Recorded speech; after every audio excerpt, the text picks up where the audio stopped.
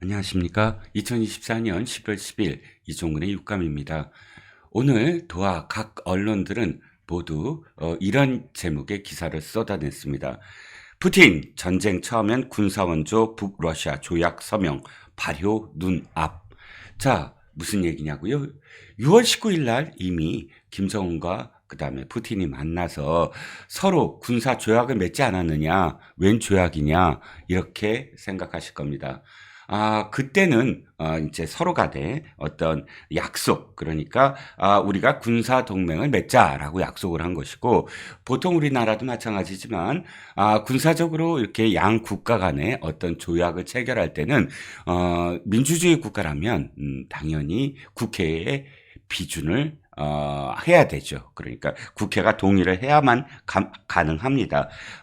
이제 러시아가 그런 절차를 밟고 있는 건데요. 러시아의 하원과 상원이 푸틴이 제출한 조약의 비준안을 만장일치로 가결은 이미 했습니다.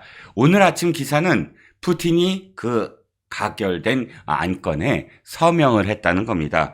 서명을 했다는 건 뭐죠? 이제 공식적으로 러시아 내에서는 모든 어떤 절차가 끝난 것이고, 북한은 조선민주주의 인민공화국이기 때문에 무슨 뭐 비준이니 뭐니 이런 거 다 필요 없겠죠. 이제 북한이 뭐 가짜로라도 어떤 형식적인 어떤 절차를 하는 것처럼 해서 이제 푸틴과 김정은이 이 각각 통과된 안을 서로 교환하면 이제 이 조약은 공식적으로 발효되는 것입니다. 그런데 웃긴 건 말이지요. 이미 이 조약이 체결되기도 전에 비준안이 통과되고 또 서로 조약된 그런 안을 서로 교환하기도 전에 이미 파병부터 했다는 겁니다. 소급 정형했다는 것이지요. 그러니까 떳떳하게 푸틴과 김정은이 처음에 북한군이 쿠르스크에 갔다는 것을 밝히지 않은 겁니다. 완전히 진짜 거짓말로 지금 포장을 한 것이지요. 어찌됐든 이 안이 발효됨으로써 김정은은 아마 웃을 겁니다만 이것이 얼마나 말이 안 되는 것인지를 제가 잠깐 설명을 드리겠습니다. 한국 전쟁은 김일성의 그런 정말 동족산잔의 그 비극을 아무렇지도 않게 생각하면서 김일성의 어떤 그런 그 야욕을 드러낸 전쟁이긴 하지만, 그런데 그 안을 들여다보면 철저하게 김일성은 또 스탈린에 의해서 노란합니다. 사실 한국 전쟁에서 유엔군이 참전하지 못하게 된 계기가 있었어요. 소련이 만약에 안보리에서 반대를 한다고 한다면 쉽게 그때 유엔군의 깃발 아래 그렇게 많은 나라가 참전을 할 수 없었을지도 모릅니다. 그런데 소련은 아주 이상하게도 그 자리를 비워요. 그날 뉴욕에서 안보리 회의에서 미필적 고의라고 할까요? 자기네들이 그 의석에서 이탈함으로써 비준안이 통과가 됩니다. 유엔군은 참전하게 되는 것입니다. 이상하죠? 왜 그럼 소련은 그때 비준안을 통과시키는 그런 행위를 미필적으로, 그러니까 참석하지 않음으로써 했을까요? 첫 번째 의혹. 두 번째, 모택동과 김일성은 스탈린을 졸라댑니다. 이제 그만 정전하자고. 이미 북한도 전쟁을 더 이상 수행할 수 있는 그런 그 의지라든지 또는 그런 능력이 많이 상실되어 있었습니다. 한국 전쟁 발발한 지 1년 정도 후 말이지요. 그런데 스탈린은 계속 고집합니다. 아니 계속 서로 그러니까 협상을 벌이면서 끌어라. 지구전을 계속해라. 고지생타전을 해라. 왜 그랬을까요? 모택동과 그 다음에 김일성은 못하겠다고 하는데 스탈린은 계속하라고 합니다. 전쟁을.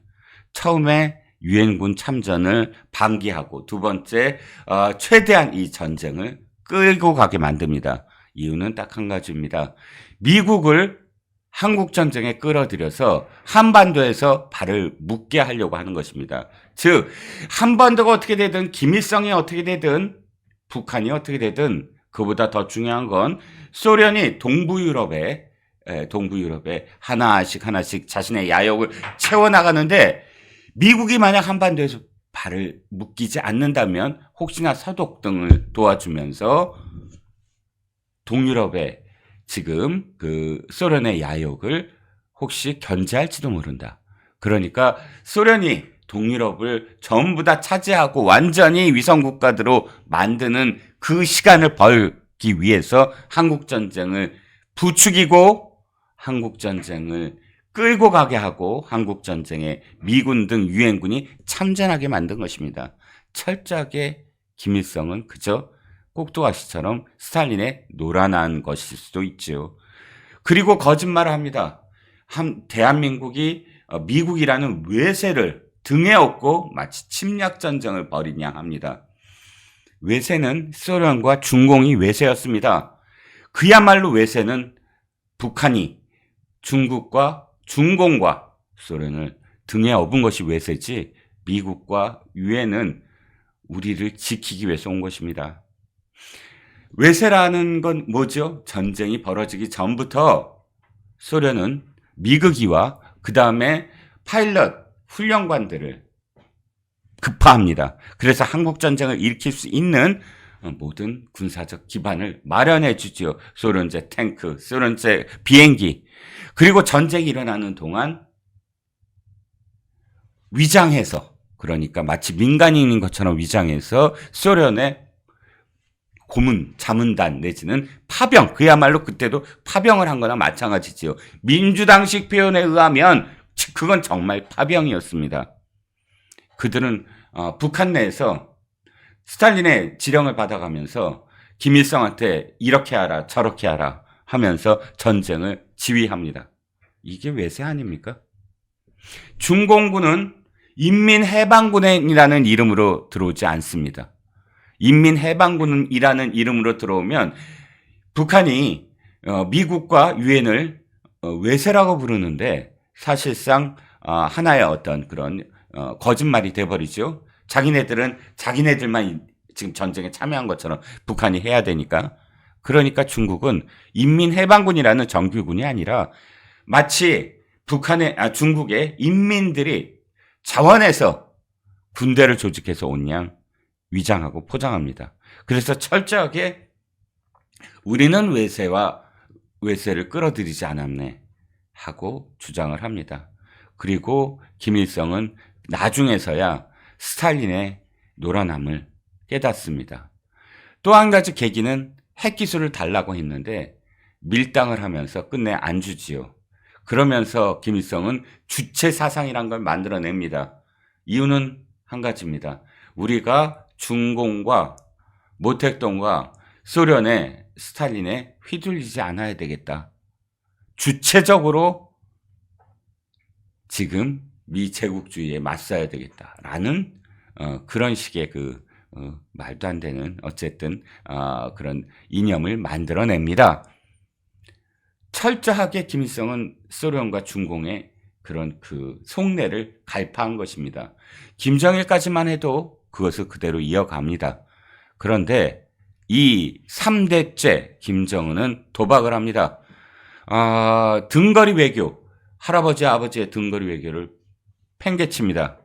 중국에 대해서 우리 이제 더 이상 중국에 그렇게 속국처럼 굴지 않을 거야 라고 저항을 합니다.